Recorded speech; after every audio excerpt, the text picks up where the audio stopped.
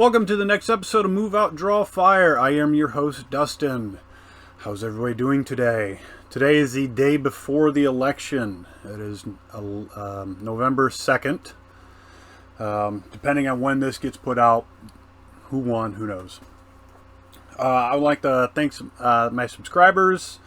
If you haven't yet, you can go ahead and subscribe to the channel. Like it if you want. Turn on some notifications, let you know.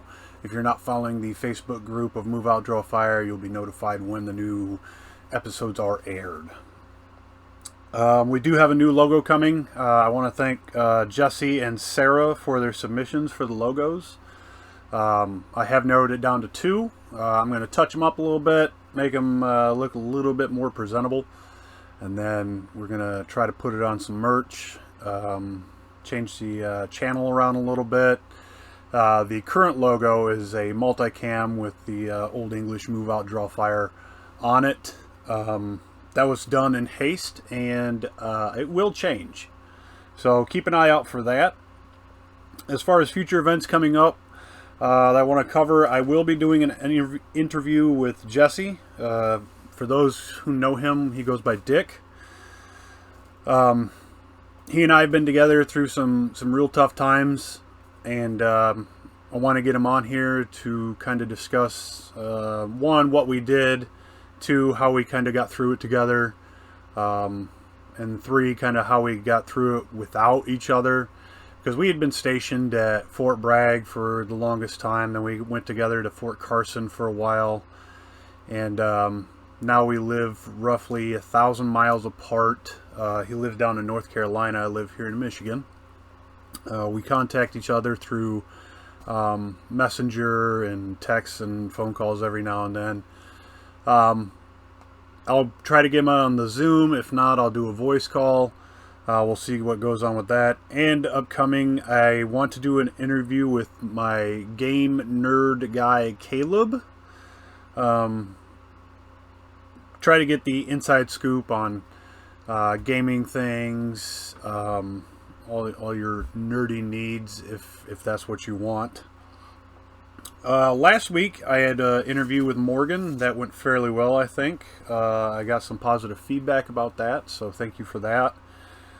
I had mentioned that I wanted to go into a rant on that, and I'm saving that for now.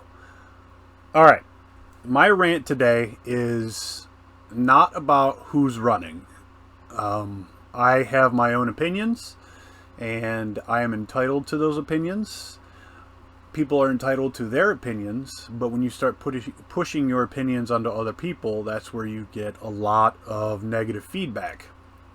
I don't push my opinions on people, but at the same time, I don't hate them for having a different opinion than me.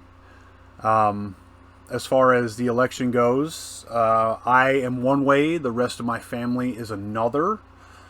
But we still get together and talk. We don't have animosity towards each other just because we kind of vote for a different leader. So keep that in mind, that just because you have a difference of opinions doesn't mean you have to hate somebody, regardless of what any kind of media tells you, whether it's social media, mainstream media, any news organization.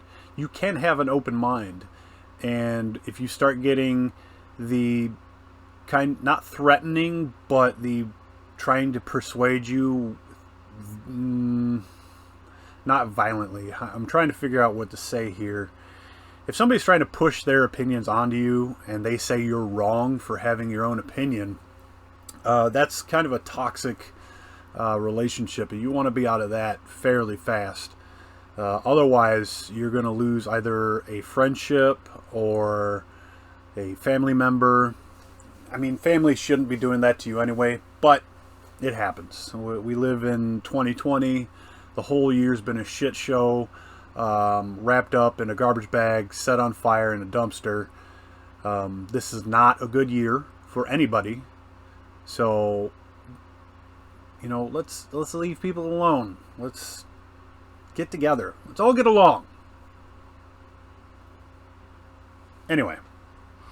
My rant today is celebrities. I am sick and tired of turning on any sort of media device, my cell phone, my TV, a passing TV, a newspaper, a computer that I happen to open up and hear some celebrity support and condemn people who don't support whatever the candidate they're trying to press upon other people. The point I'm getting at on celebrities is they need to be careful. They have a lot of sway over, lesser-minded people. Like, oh, this guy likes this guy. He's rich. He knows what he's talking about. No, he doesn't. Or she. They're not smart. Just because they have the money doesn't mean they're smart. They're paid actors. Or athletes. Or musicians. Or whatever. Just because they have a lot of money doesn't mean they're smart. And they could be very well misinformed by the same people who are trying to misinform you as far as the media. Whether it be CNN or Fox News. If they tell you they are bipartisan, they are liars. Both of them. It doesn't matter. For actors, it's rich people that get paid to play other people. So why would you take their opinion seriously? They're actors. They get. I mean, think about it for half a second. It doesn't take a person much to be able to act like somebody else. Liars do it all the time.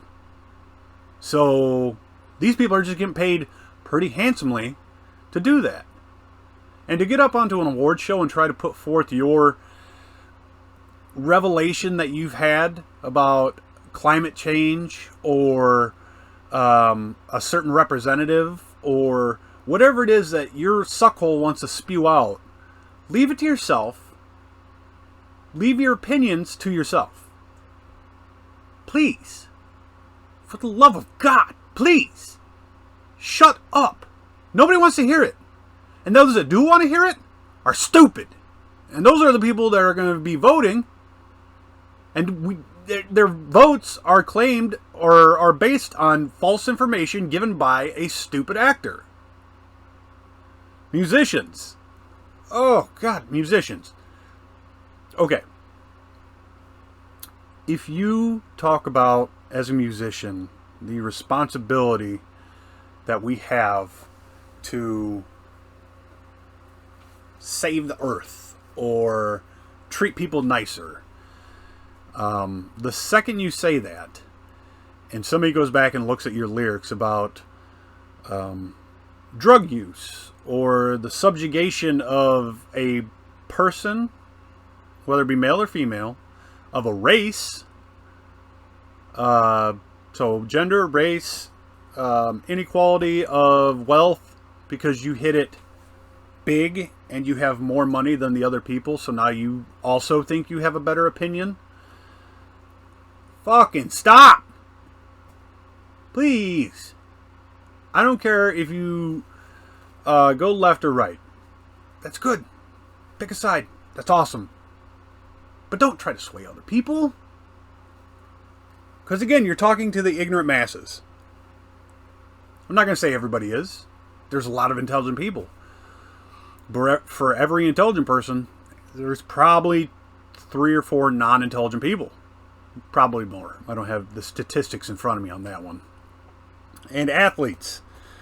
You are paid handsomely to play the sport that you've trained for years.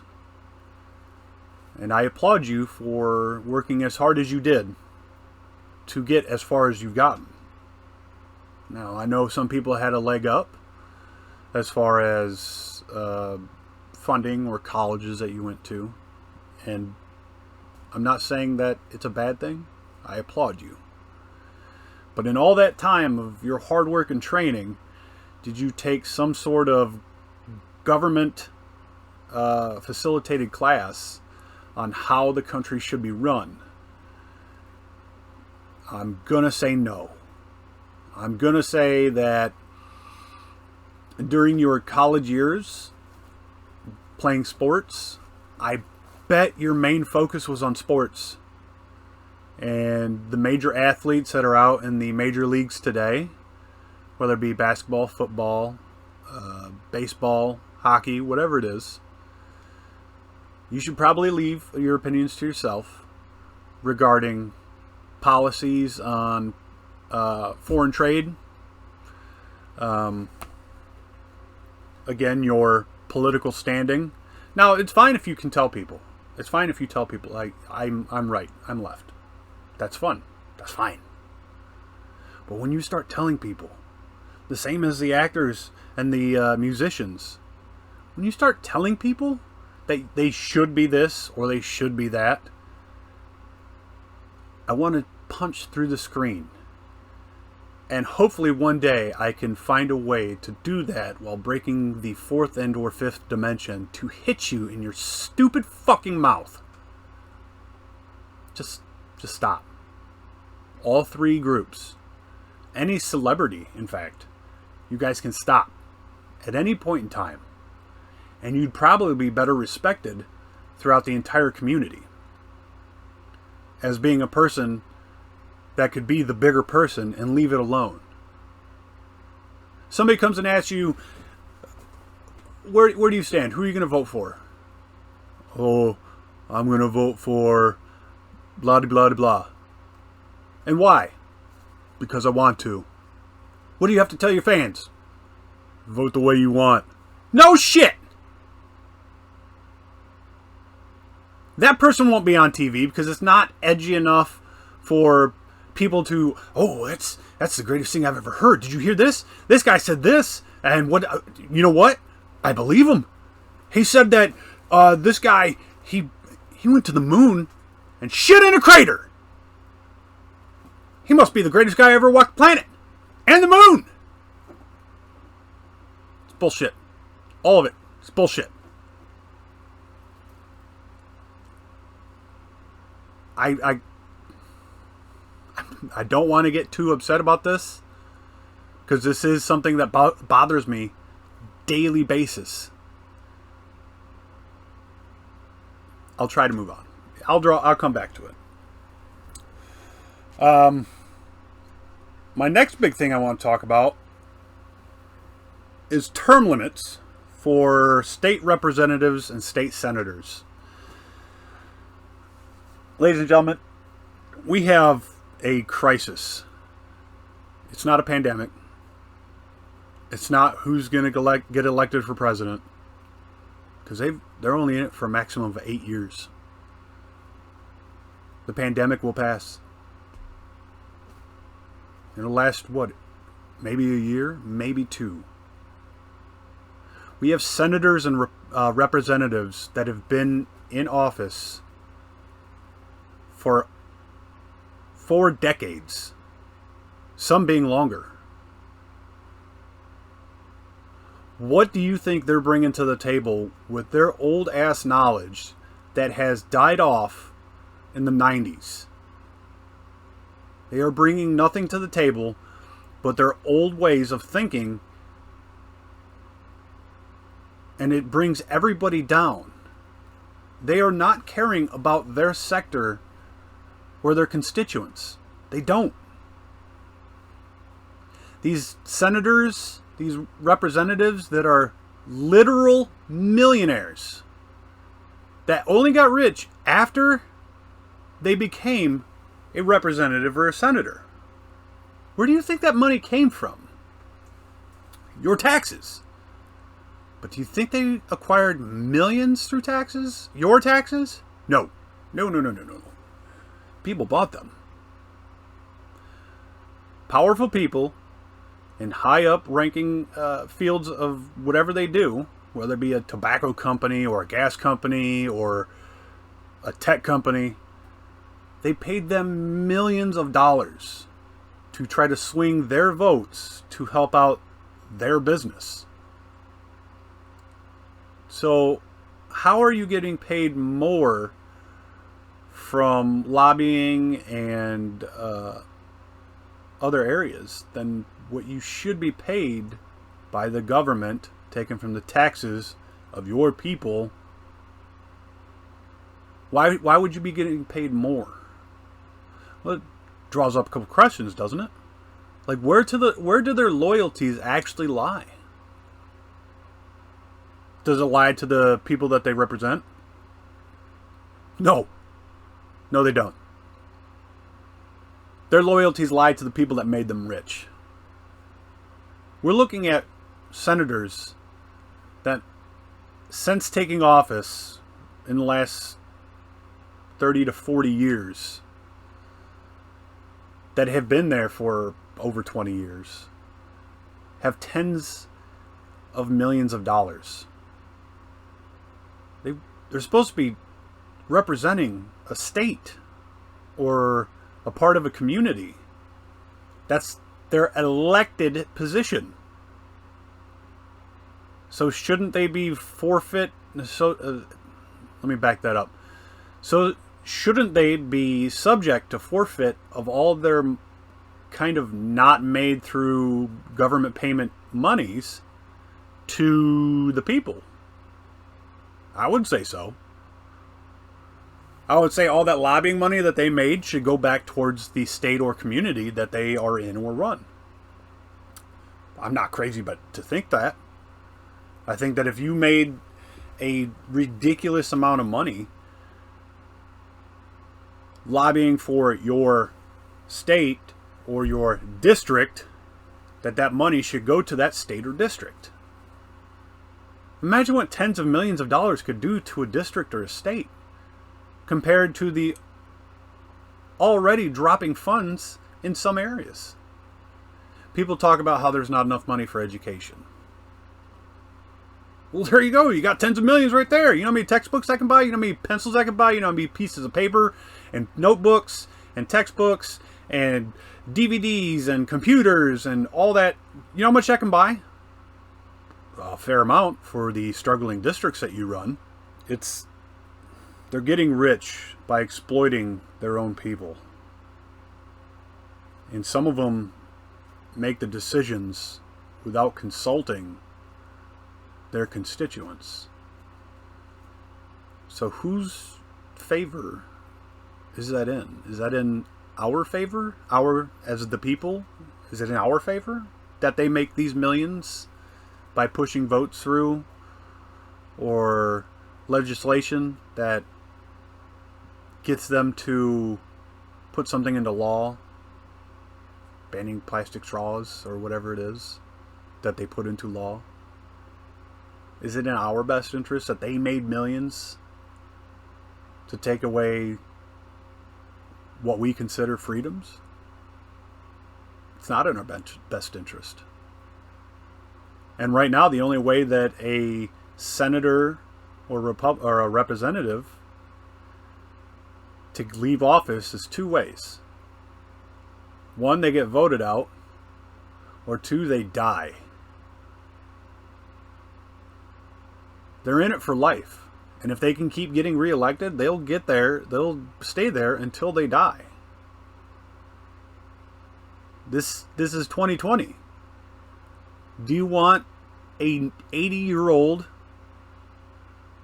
who probably remembers what white and colored water fountains were to be running what we are today? A nation that's moved past that, but they still want to keep us on it to create race tensions? No. There needs to be an age limit. There needs to be a term limit for these people. I mean, the president's maximum term limit is for 8 years. And that wasn't actually put forth until, I think, the 40s or 50s. We have to come together on this. These people need to be regulated. They're not regulated, and they want to regulate us. Well, who regulates the regulators? Us. That should be our power to vote them out, and if they won't leave, kick them out. You're in it for 40 years. That's uncalled for. That is a gross abuse of your power.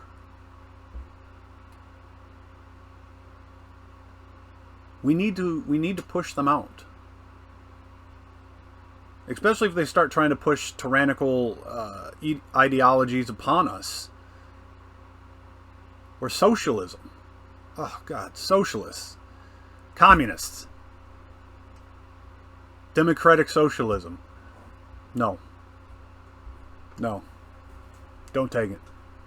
For the love of God, do not take it. I saw a meme today that actually rang more truth than it was funny. It was to the line of, imagine two lions. One's in a cage, one's out free. They said, well, one lion gets free food, free health care, freedom from other predators, and the other lion doesn't have any of that. Shouldn't we feel great for the lion that's caged? So they're trying to make you believe that we'll give you everything for free, but you have to do whatever it is we tell you. It doesn't sound like freedom. That sounds like you're a prisoner and you work essentially for free because they're going to give you whatever you need. Now, who's going to decide who you need? Is it going to be a rich politician that makes tens of millions of dollars a year? I would like to say that it wouldn't be, but it would. They'll appoint somebody into a position to tell you how and what you can eat, how and where you can live, what you are allowed to do and what you are not allowed to do. Now, yes, that does apply today to like murder. You can't do that. Sorry, I'm drifting a little bit. So, again, they're representatives for the people, not the corporations. And right now it seems like they're representing the corporations to make more money. So, if you can, write a letter, write an email, make a phone call to your local representative. Tell them that you want change. You want term limits. There are a few representatives and senators that would like term limits as well. As you can probably imagine, the ones that have been in for over 40 years frown upon that. And again, it's not left or right. It's both. It's both. Let's admit it. It's both. It's not just one side. It's both. So both sides are just making millions and millions of dollars, while people in their districts, they starve. They live barely paycheck to paycheck. It's uncalled for. Unbelievable. But it's happening today. Right now. People are getting rich off this misinformation of election on both sides. So where do we as a people come in and say enough's enough? Well, people have tried, right? Absolutely. But where to go? Where did the arguments go that have been brought up against these type of people?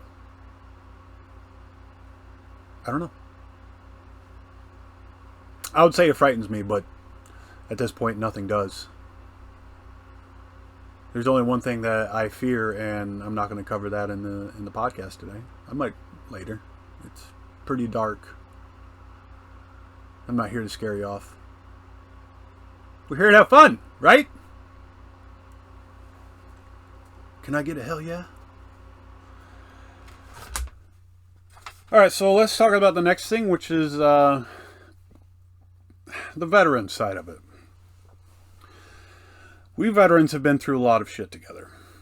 And not much bothers us anymore. Pretty apathetic to all things now. However, when it comes down to care that we veterans get, it's hit or miss.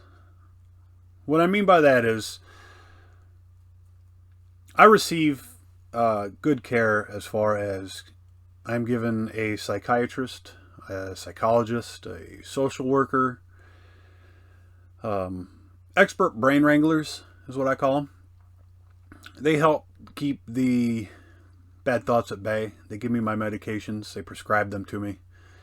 They make sure that I'm mostly taken care of so I don't go off the deep end and listen to the voices that are in my head. But when it comes down to getting disability benefits, a monthly paycheck to help pay for necessary items and things like that, because I'm at a disadvantage compared to some people my age.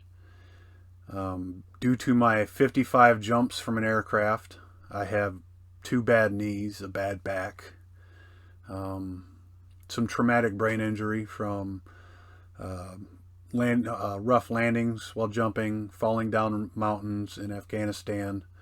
Another one I heard is micro traumatic brain injury, micro TBI. Being in a truck with that's gotten hit by an IED, the vibrations will travel through and kind of reverberate inside your helmet, shaking up your brain a little bit. Those aren't fun either. I get headaches very often, irritable, angry, drop of a hat. Don't know why. So if I didn't have those things, would I be able to work more, work harder, get more money by putting in overtime? Yeah. But I'm in a perpetual state of pain to the point where I cannot work as much as I'd like. So the disability that I receive helps me with the bills, helps me kind of justify what I did. Now I'm not receiving 100%. I'm not as disabled as some veterans that I've worked with. But when I was told that I don't have post-traumatic stress disorder after 4 tours, roughly 3.5 years total time deployed, 1 to Iraq and 3 deployments to Afghanistan. I've seen some of the most horrendous shit that a human can ever see. And I was told that I don't have PTSD right now. It's kind of insulting. So, why are we treating veterans like this? Why are they treating veterans like this? I can tell you that veterans and military members politically will usually be Republican because we're better taken care of. We're better taken care of by the Republican Party than the Democratic Party. I'm not saying it's 100% that way. There are Democrats that think highly of veterans and will go out of their way to do try to put special legislation forward to help us get the benefits that some of us need. But it's usually Republicans, and there probably are a couple of Republicans, I can't think of any right offhand, that think that we're good as we are and push no further. But when it came to active military, when it came time for pay raises, it was only when we had a Democrat in office that I seen the lowest pay raises, that anybody's seen the lowest pay raises in years, decades. Whenever it's a Republican, we get a yearly 3%, high 2% pay raises. And that was nice. Especially with some of the areas that we lived in, like Colorado Springs was or Fort Carson was in Colorado Springs. The cost of living there was astronomical. Fort Bragg, connected to Fayetteville, not as a great area, but still lots of money. And when you don't get the pay raises that you think you've earned, especially during wartime, it hurts the morale a lot. A lot. So, when it comes down to who they pick, it's usually the right. Now, who was in charge when I kind of was effed over by the VA? A Democrat. That's without a doubt. The reason why I'm out of the military? A Democrat. I have some animosity towards the Democratic Party for personal reasons. Now, I'm not saying everybody should think like me. I would suggest you don't. I have a very kind of pessimistic view when it comes to normal things. But that's me. Don't be like me. I do love movies. I do love movies and playing video games when I can. I have a set block time for when I play my video games. It's usually 9 o'clock until 10 o'clock at night on the weekdays. On the weekends, it'll start at 9, going to be determined. You know, I take care of my kids first. Take care of the household duties first before I partake. So, it's the same thing with everything else. The family comes first, and I take care of what I want to take care of afterwards. Does it help me cope a little bit? Yes. It takes my mind off of current situations that I'm in. Does it help other people? Absolutely. Absolutely. Video games and movies and hobbies are a way to kind of deal with, or not deal with, I should say, your current problems. And you could say this probably the same thing about medicinal drugs, even non-medicinal. Some of your harder core drugs, you know, they take you away from the pain for a little bit.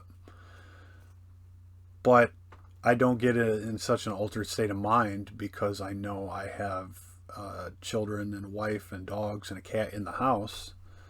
You know, we can't as fathers and brothers and sons, daughters, sisters, mothers, what have you. We have to take care of each other. We have to take care of ourselves. And a lot of times you'll see veterans take a back seat for themselves to make sure everybody else is taken care of first.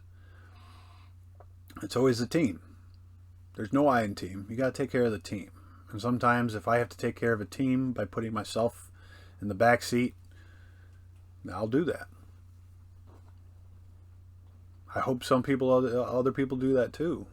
You know, they look out for the people that's not them.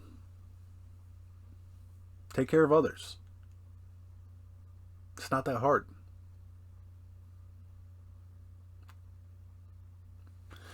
Anyway, so let's move on. I think we're going to move on to our final subject. I didn't really want to cover this, but I think we should. You see in the news right now a lot about police shootings. Some people want to make them race-related. I'm not going to say some of them aren't. I'm not discrediting the fact that there are some bad cops out there. We can all admit that. But when it comes down to a police shooting, can you please wait for all the facts to come out before making a rational judgment? Put yourself in the situation of a police officer or of whoever they may have shot, unintentionally or intentionally. Put yourself in that position before you make any rash decisions to go out and riot and burn things down. Before you go and loot. Before you go and do something that you're probably going to regret. And if you don't, you probably should. And that's a whole nother mindset that we can't really get into right now. So, I'll leave you with this. On my first tour to Iraq, I had gotten into, on our second mission, into a town called Haklanea. While there, we were there for, I think, 30 days.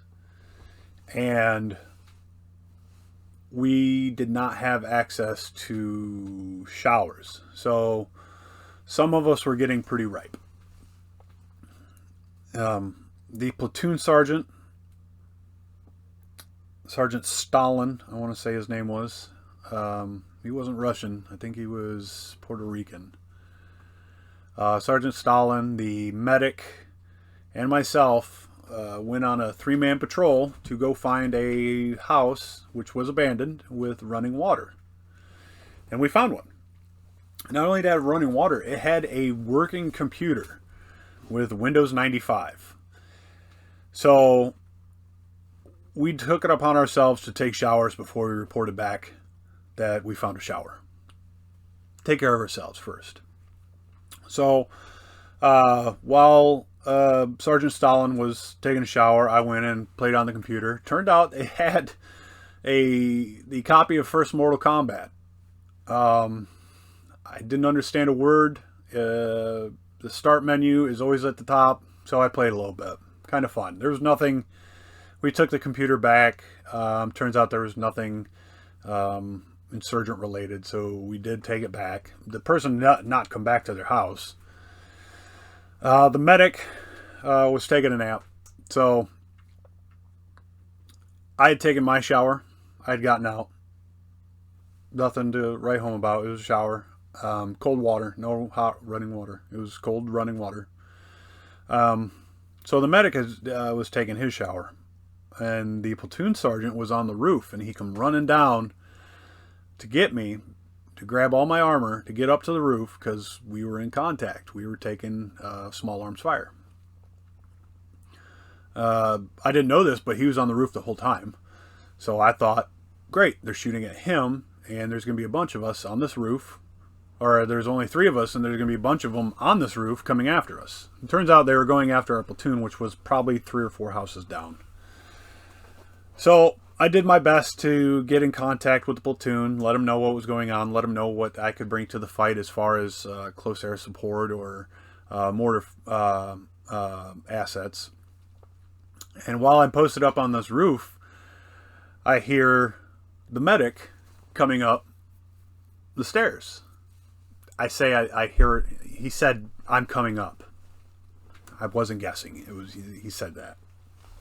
So on my left, I had Sergeant Stalin, and on my right, I now had a medic who had a rifle. So I thought to myself, good, we can regroup, we can get out of here, go back to our platoon, eliminate all possibilities of something going wrong, where the 3 of us are stranded and we're captured, whatever it is. So I looked at Sergeant Stalin, I said, so where are we going to move? And as I answered, I looked to my right. The medic had a helmet on, a smile, and that was it. Butt-ass naked, against a wall, with his M4, a helmet, and a smile. And I asked him, "What are you doing?" And his response was, "Well, I'm going to get me one today." Are you fucking serious right now? You are naked as a jaybird in the middle of a firefight, and you think you're going to do anything? I immediately fell over laughing, because that's possibly one of the funniest situations that you could possibly be in. Naked in a firefight with only a helmet on. Imagine had somebody come up who had no idea what the situation was, just saw 2 fully armored males and a naked dude, a naked redhead, sitting against the wall, pulling security, and the other 2 just looking at him like there's no way on God's green earth that this guy is going to fight naked. And I tell you what, I would have fought to the death with him, naked or not. That right there is something that will put a smile on my face. Just the thought of, I don't give a shit, somebody's in trouble, let me at least grab a helmet. At least he grabbed a helmet. He had no other ammunition besides a magazine that he had, but at least he had a helmet.